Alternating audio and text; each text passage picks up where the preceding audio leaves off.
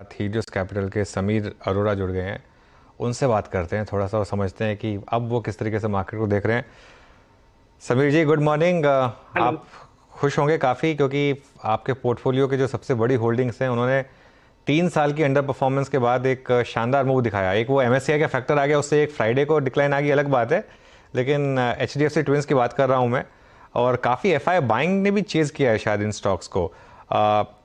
आपका एक्चुअली आप व्यू क्या? हाँ, बिल्कुल बताइए। एक्चुअली इस साल की और लास्ट 6 महीने की बिगेस्ट हेल्प इसमें नहीं रही है, बट इसमें रही है कि हमारा आईटी सेक्टर वेट जीरो है सिंस जून जुलाई लास्ट ईयर। तो एचडीएफसी बैंक ने सपोर्ट इतना ज्यादा नहीं किया, बट ठीक है। बट जो नहीं थे उससे ज्यादा रिलेटिव परफॉर्मेंस आई। एंड ये वरुण बेवरेज वगैरह ने और ये जोमेटो और पेटीएम इन सब ने अच्छे रिटर्न दिए। वरुण बेवरेजेस जैसे स्टॉक, समीर जी क्या सोच के आपने पिक किया होगा? क्योंकि कल कौन सा स्टॉक? वरुण बेवरेजेस एक वरुण एक बेवरेज लाख करोड़ का 1 लाख करोड़ का मार्केट कैप हो गया। 2019 से है जी। हाँ। 2019 से है, ऑलरेडी 5.5 टाइम्स हो गए हैं उसमें। अब यही स्टोरी होती है हमारी कि हम 20-25 स्टॉक लेते हैं विदाउट एग्जैक्टली नोइंग कि इसमें इतना एक्स्ट्रा क्या होगा। बिकॉज द पॉइंट इज वो कंपनीज को अपने आप डेवलप करना पड़ता है। कौन सोच सकता था 19 में या 20 में कि ये एक ड्रिंक आएगी स्टिंग, और वो स्टिंग बड़ी हिट हो जाएगी और इतनी बड़ी हिट होगी कि कोका कोला फिर कहेगा मैं चार्ज शुरू कर रहा हूं। Because these things the companies have to do. We only can say कि भाई ये 20-25 कंपनियों में आपने थोड़े थोड़े पैसे डाले and then you let them figure out how they will grow. हमें क्या पता बियॉन्ड अ पॉइंट कि 3 साल बाद कौन सी कंपनी क्या करेगी। बट पोर्टफोलियो में अगर आप थोड़े थोड़े कंट्रोल्ड बैठ ले, वो अपने आप कोई ना कोई रेशियो में चल जाती है। तो अच्छा, दैट ये इज हाउ ये इट ये इज। बात आपकी बिल्कुल सही है कि आईटी को आपने कंप्लीटली अवॉइड किया, और इवन जब वो एक रैली आ रही थी उसमें भी आपने कहा था कि टेम्पटेशन से बचेंगे। लेकिन अब क्या थोड़े माहौल बदलेंगे? क्योंकि एक तो अब फेड का पिवट के हम काफ़ी करीब हैं, ऐसा लग रहा है एटलीस्ट इन्फ्लेशन देखकर। और ओवरऑल इन्फोसिस के अलावा बाकी कंपनियों के नंबर्स एटलीस्ट ब्रॉडर मार्केट में इतने खराब नहीं रहे समीर, नहीं नहीं, आई आईटी एग्री। में। तो हम ये नहीं कह रहे अब कि वो जो है बड़ा अंडर परफॉर्म करेगा, जैसे लास्ट मतलब 8-9 महीने में 10-11% relative to index, IT index हुआ। लेकिन आउट परफॉर्म करने का अभी मुझे नहीं लगता कि इन्वायरमेंट बना है। पहली बात है कि हम इंडिया में देखते हैं कि जी नैस्डैक बढ़ा है कि नहीं बढ़ा। अगर नैस्डैक बढ़ा है तो इंडियन आईटी ले लें। ये बिल्कुल रॉन्ग कनेक्शन रहा है लास्ट 1 ईयर में। Actually in are global fund हमारे पास बहुत यूएस टेक है। बिकॉज अगर आप देखें US tech stocks are going up because वो कह रहे हैं कॉस्ट कट कर रहे हैं। अगर आप मेटा को देखें, वो कोई रेवेन्यू थोड़ा एक्स्ट्रा ग्रोथ हुई है, वो है कि जी मैं एम्प्लॉयज फायर कर रहे हैं। तो जब माइक्रोसॉफ्ट और गूगल जैसी कंपनी और Amazon कहें कि हम एम्प्लॉयज फायर कर रहे हैं, वो कॉस्ट कंट्रोल के लिए वो स्टॉक्स बढ़े हैं। हमारी कंपनियों को चाहिए कि आदमी रेवेन्यू ग्रोथ करे और एम्प्लॉयज की फायरिंग ना करने लग जाए। बिकॉज देन ओके सम में से कि दे विल ज्यादा बिजनेस इंडिया भेज देंगे, but in a big picture sense वो स्टेज अभी खत्म नहीं हुई। तो एक आध दो क्वार्टर और देख लेते हैं। अगर वो उन्होंने एक क्वार्टर में सपोज कहा कि हमारी पोजीशन ठीक है या सिचुएशन ठीक है, मे बी 3-4% एक्स्ट्रा बढ़ जाएगा मार्केट से on that day, on that week, and then you can always go. तो आई एग्री विद यू कि हम इतना नेगेटिवली नहीं ले रहे, बट उसको भी लेने की जरूरत नहीं है। हमारे फाइनेंशियल्स में अभी काफी पैसे और बनाने का प्लान है हमारा। ठीक है। अच्छा, एक समीर जी, एक पिछले 1 महीने में जो लगातार एफआईआई बाइंग आई है, कि क्या आपका क्या व्यू इसको लेकर? क्या ये मोमेंटम चेजिंग एटीएफ मनी लग रही है या फिर लॉन्ग ओनली फंड्स बाय कर रहे हैं इंडिया में? क्योंकि 1800 करोड़ पर पर डे की एवरेज से बाइंग हुई है पिछले 1 महीने में। सो फर्स्ट थिंग इज कि बिग पिक्चर में हर साल फॉरेनर्स बाय करते थे नॉर्मली। एंड अगर आप 22 और ईयर से मैंने डेटा देखा था, खाली 4 साल में नेगेटिव फ्लोज रहे उनके। सो इन जनरल तो उनको वैसे ही बाइंग करनी चाहिए थी और वो बाइंग होनी चाहिए।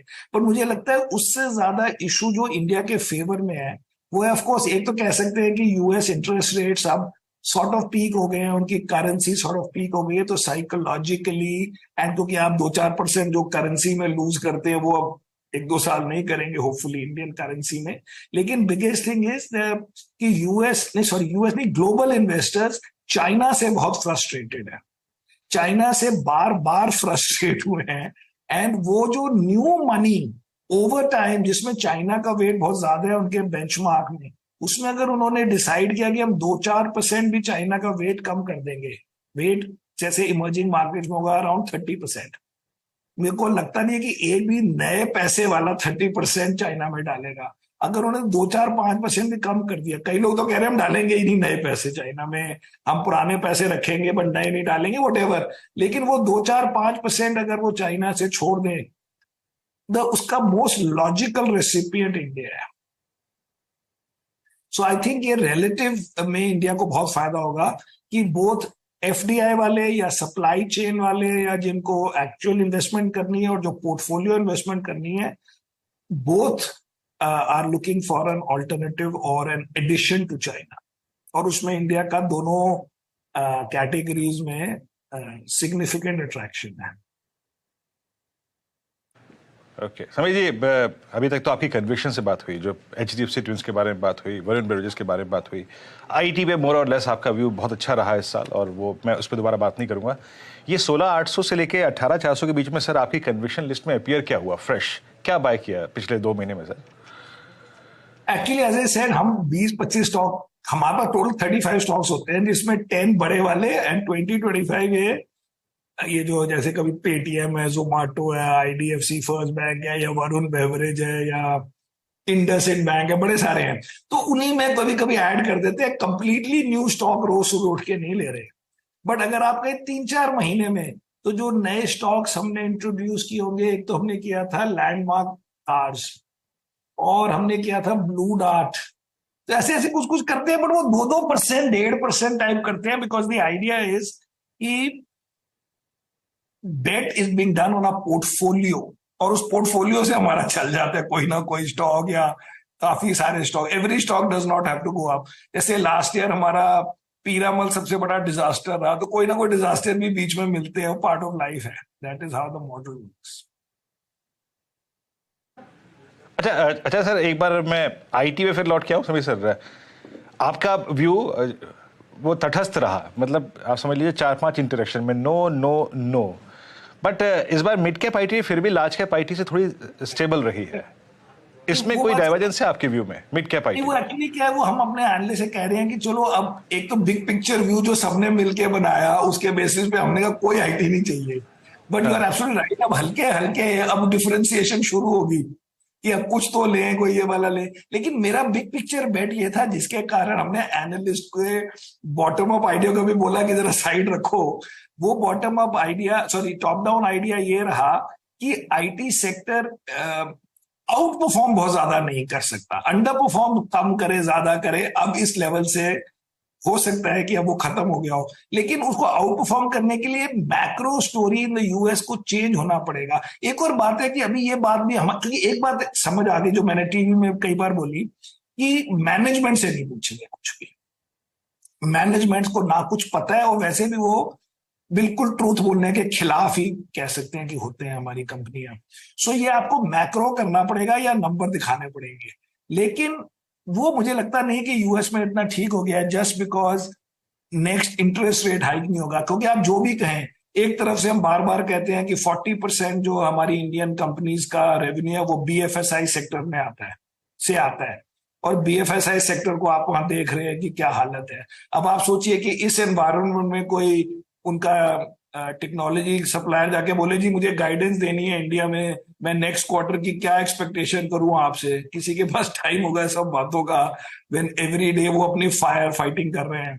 तो ये बिग पिक्चर में गेम करना पड़ेगा, and so my bet is कि ये अगर कभी एक आध स्टॉक आउट परफॉर्म कर ले तो कर ले, but broadly speaking much easier to buy financials and consumer, जिसमें अभी बड़ी क्लियर ग्रोथ नजर आती है। कईयों की वैल्यूएशन कोई बहुत हाई नहीं है। कई स्टॉक्स में जैसे लोग कह सकते हैं कि जैसे आईसीआईसीआई बैंक में अगर आप बोले, वो जो हमारी top means HDFC bank type का ही वेट है अलॉन्ग विद स्टेट बैंक की, जिसमें तो सबके पास है। लेकिन अगर न्यू फॉरेनर पे बैट कर रहे हैं, अगर न्यू एफआईआई आने वाले हैं, उनको भी फिर यही स्टॉक्स लेने पड़ेंगे। तो इसलिए मुझे वो ओवर ओन्ड है अंडर ओन्ड है 2%, मेरे को इतना उससे फर्क नहीं पड़ता, और कंपनी के नंबर अच्छे लगने चाहिए, एंड ये लगना चाहिए कि नेक्स्ट 6-8 क्वार्टर के लिए ज्यादा रोज रोज सिर नहीं मारना पड़ेगा कि अच्छा कर रहे हैं कि गंदा कर रहे हैं, पर उसमें देखते रहेंगे एज वी गो अलोंग। क्योंकि बात यह है कि है तो 100 रुपीज ही ना। अब वो आईटी में नहीं है तो बैंक में तो नहीं पड़े, उसके बदले कुछ और लेना है तो वो कुछ और is looking easier to buy and quite attractive or more attractive। ठीक है। कंज्यूमर में और खासतौर से डिस्क्रिशनरी में समीर थोड़ा वैल्यूएशंस प्रोहिबिटिव नहीं हो गए हैं? जिस तरीके की रैली हुई है पिछले 6 महीने में, 1 साल में, इवन इंडियन होटल्स जैसे स्टॉक में फॉर एग्जांपल जिस तरीके के मूव्स आए हैं, ये सस्टेनेबल हैं क्या? अभी अभी हम भी, हमारे पास भी है वो दोनों होटल, पुश कर रहे हैं थोड़ा कि चलो जी इस साल वर्ल्ड कप है और G20 है, फिर देखते हैं। मेन बात यह है कि अगर आप स्लाइटली बिगर पिक्चर में देखें सो एक्चुअली होटल के जो टैरिफ्स हैं बहुत ज्यादा नहीं बढ़े हैं। जब मैं अलायंस से इंडिया आया था तो मैं 1 साल तक ओबरॉयज में रहा था, विच इज, अब वो ट्राइडेंट कहने लगे, वो जो नरीमन पॉइंट वाला जो पहले ओबरॉय होटल था, not the Oberoi but the other one, उसका टैरिफ उस वक्त हम 6-6,500 रुपए देते थे। और अभी वो 1 साल पहले तक आपको, अगर आप कहोगे 1 महीने के लिए चाहिए, आपको 7-8 हजार रुपए में मिल जाता। तो मुझे हर वक्त लगता था कि ये टैरिफ बिल्कुल रुपीज में भी नहीं बढ़े, फॉरगेट अबाउट डॉलर में। एंड उसके बाद अब ये शुरू हुआ है मूव, एंड अभी 2-3 साल तक नए होटल तो आसानी से ऑनलाइन नहीं आएंगे, बिकॉज वो पिछले आपने 4-5 साल में न्यू कैपेसिटी नहीं क्रिएट की। बट एक तरीके से यू आर राइट। तो हम क्या करते हैं कि इसकी पोजिशनिंग 2 ग्रुप्स में होती है। एक हम कहते हैं high confidence in reasonable return, और एक होता है reasonable confidence in high return. तो जब हमने पोस्ट कोविड इंडियन होटल्स और ये लेमन ट्री खरीदा था तो हमने कहा कि इसमें ज्यादा रिटर्न बनेंगे। अब हम बेचना ज्यादा नहीं चाहते, तो हमने कहा कि चलो अब रीजनेबल रिटर्न बन जाएगा, मार्केट से 2-4% ज्यादा बन जाए, तो उस बकेट में उसको डाल दिया है। But broadly you are right कि इनकी मूव्स काफी अच्छी रही हैं। तो in that sense you can say कि कोई प्रॉफिट टेकिंग होगी वो होगी, बट बिग पिक्चर में अभी उनकी जो ability to raise prices and to sustain it, and अभी तो पूरी कॉर्पोरेट ट्रैवल भी शुरू नहीं हुई।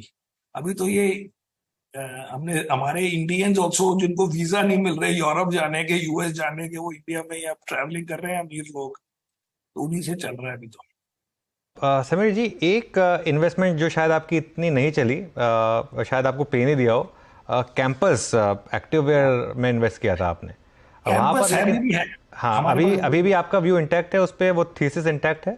उसमें पेन नहीं हुई क्योंकि हमने आईपीओ टाइम पे ले लिया था, बट घूम फिर के वापस आ गया। हाँ, वही हाँ, 350 में वापस आ गया घूम फिर के। और उसमें अब ये स्टोरी देखिए जी, पहले मैं बिग पिक्चर के साथ मिक्स करता हूँ।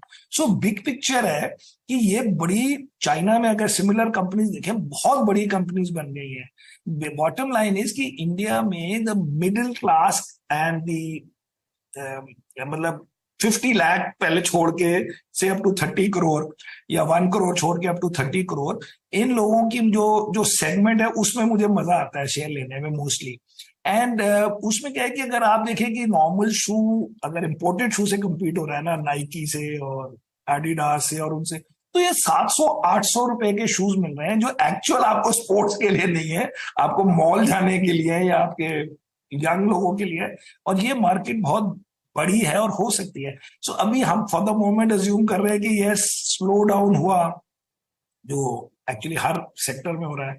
तो ये कंपनी की पोजीशनिंग और कंपनी के जो पोटेंशियल मार्केट साइज है और जिसमें इनकी थोड़ी अच्छी पोजीशनिंग है, वो नहीं खराब हुई, तो हम कहते हैं चलो ठीक है, पार्ट ऑफ लाइफ। इसने बहुत ज्यादा नहीं तंग किया क्योंकि बीच में बढ़ के वापस आ गए। वी हैव टू हैंडल, तभी 30 स्टॉक्स की बेट का यही मतलब होता है कि it is like a relay race, जिसमें कुछ स्टॉक्स आर डूइंग वेल, कुछ stocks are recovering after doing well, and some stocks में भी doing badly, but we think चलो भाई नेक्स्ट 13 नंबर आएगा। तो इसी तरीके से एवरी डे हम आपको स्माइलिंग मिलते हैं। अगर एक एक स्टॉक की अलग फिक्र करने लग जाए तो हो ही नहीं सकता काम इतने सालों तक। बिल्कुल सर, 30 स्टॉक रहेंगे तो कोई अच्छा करेगा ही करेगा। आपका एक आर्टिकल में पढ़ रहा था, रेसिपी कोई से ज्यादा होना चाहिए, रेसिपी ऑफ डिजास्टर। अच्छा सर, एक या दो स्पेस जिस पे अभी आपने बाइंग तो नहीं करी हो लेकिन आपका पॉजिटिव व्यू हो। आई मीन अगर आप देखें इस बार ऑटो चल रहा है, Nifty auto index at all time high, Nifty FMCG at all time high, और नीचे से इमर्ज हुआ है इस बार फार्मा। इस 3 बास्केट में कोई स्टॉक और जो नजर में आया हो या फिर पॉजिटिव व्यू हो जिस पर? नहीं, हम नहीं कर रहे जी। ऑटो तो हमने बिग पिक्चर में रिजेक्ट कर दिया कि auto sector is just too capital intensive. मैं अगर चीज मुझे बिग पिक्चर में नहीं पसंद तो हम उसके आगे मैं तो नहीं लेता, बाकी हमारे फंड मैनेजर लेने तो ले लें। बिकॉज बिग पिक्चर में यह है कि पहले आप आईसी कार बनाते थे और अब सबको बोला गया या सबने एग्री किया कि अब हमें इलेक्ट्रिक कार बनानी है। अब बिलियंस ऑफ डॉलर आप खर्चेंगे और आफ्टर फ्यू इयर्स हम इलेक्ट्रिक कार बनाने लग जाएंगे, तो इतने जो पैसे बीच में लगाए उसका पर्पस क्या हुआ? इकोनॉमिकली बात कर रहे हैं, क्लाइमेट की बात नहीं कर रहे। पहले सब 20 लोग कारें बनाते थे, अब 20 को बिकॉज ऑफ प्रेशर कह लें या जो भी कह लें, सबने कहा नहीं नहीं अब हमें इलेक्ट्रिक कार बनानी है, चलो जी 100 बिलियन डॉलर खर्चो, अब हम इलेक्ट्रिक कार बनाएंगे। किसी ने नहीं कहा कि इलेक्ट्रिक कार जब बन जाएगी आपका प्रॉफिट बढ़ जाएगा, आपका मार्जिन बढ़ जाएगा, आपकी सेल बढ़ जाएगी। नहीं, so everybody has to change. ये एब्सोल्यूट मर्डर ऑफ कैपिटल है कि नहीं? From a economics point, I am not talking from climate. Secondly, पहले 10-15 लोग गाड़ियां बनाते थे, अब 10-15 और लोग जो पहले गाड़ियां नहीं बनाते थे कहते हैं अच्छा इलेक्ट्रिक कार ये तो हमें भी बनानी है। तो सडनली वो टेस्ला आ गया और 10 और आ गए जिनका कोई मतलब नहीं था पुरानी गाड़ी बनाने में। तो 10 कंपेटिटर थे वो 20 हो गए, सपोज मैं बिग पिक्चर बात कर। अब जो नए आए हैं उनके अलग व्यूज हैं लाइफ में, उनकी एबिलिटी टू टेक लॉसेस अलग है। अब किसकी गाड़ी चलेगी, किसकी नहीं चलेगी, कौन एंड में होगा, हमें इतनी रिसर्च करने की आदत ही नहीं है।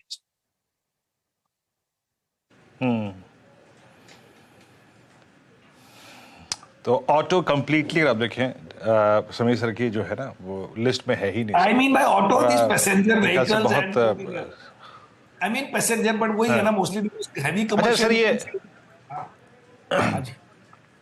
हाँ एलएनटी के नंबर्स आए, आई मीन कुछ इफ्स एंड बट्स थे, स्टॉक डे लो पर है, बट मोर और लेस कैपिटल गुड्स ने बहुत अच्छा मूव दिया, चाहे वो एलएनटी हो, सिमेंस हो, एबीबी हो और कंस्ट्रक्शन इंफ्रास्ट्रक्चर कंपनी ने मिड कैप में भी continue to hold. I mean इसमें कोई कन्विक्शन में कमी अब आ रही हो आपके, या फिर आपको I mean not exactly with in your portfolio, लेकिन अगर हमारा भी कोई व्यूअर होल्ड कर रहा है तो ये पैसा बना के देंगे अभी? तो जी अभी हमारे पास तो एक भी स्टॉक नहीं है इसमें, क्योंकि मैं इन चीजों में जो इंफ्रा और कंस्ट्रक्शन वगैरह में मुझे समझ आ गई कि मुझे लेना ही नहीं जिंदगी में। मैं हमेशा ऑर्डर से कंफ्यूज हो जाता था पहली कि ऑर्डर मिल गए हैं इनको, गवर्नमेंट से ऑर्डर मिल गए, किसी को रेलवे से ऑर्डर मिल गए। एलएनटी की बात नहीं कर रहा मैं, pure construction, pure EPC type companies की बात कर रहा हूँ जो रोड बना रहे हैं, ये बना रहे हैं, पाइप्स लगा रहे हैं for water and all.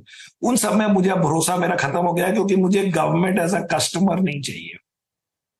But LNT हम सोचते थे कि इज अ सिंगल शॉट, मतलब आपने एक एलएनटी लिया, आपका infra, capital good, economic recovery सब कवर हो गया, लेकिन अभी तक हमारे पास है नहीं, फॉर्चुनेटली, एटलीस्ट आज के लिए फॉर्चुनेटली। बट ओवरऑल हमें एलएनटी लगता है कि स्टिल बिग पिक्चर में अगर पता ना हो कि कौन से सेक्टर में कौन सा ऑर्डर मिलेगा, वो सब अगर आपने सिंपल कर रखनी है लाइफ तो एलएनटी है। बट एनीवेयर जिसमें गवर्नमेंट कस्टमर है या गवर्नमेंट के लिए आप प्रोजेक्ट कर रहे हैं वो तो मैं नहीं करूंगा, क्योंकि उसमें क्या होता है कि वो पेमेंट्स टाइम पे नहीं आती, एंड सबसे ज्यादा वो लोग फंसते हैं जिनको पेमेंट टाइम पे आ जाती है, बिकॉज फिर वो कॉन्फिडेंट होकर अपना डबल प्रोजेक्ट करने लग जाते हैं, फिर पेमेंट टाइम पे नहीं आती। एंड में तो पेमेंट टाइम पे नहीं आनी, आप पहले राउंड में नहीं आई तो यू आर लकीयर। तो वो तो मैं नहीं लूंगा, क्योंकि मैंने 20 साल में सारे ट्राई कर लिए और आज तक एक स्टॉक में 1 रुपए का फायदा नहीं। ओके चलिए समीर सर, शुक्रिया जुड़ने के लिए आज हमारे साथ, और अच्छा लगा आपसे बात करके एज ऑलवेज। Thank you.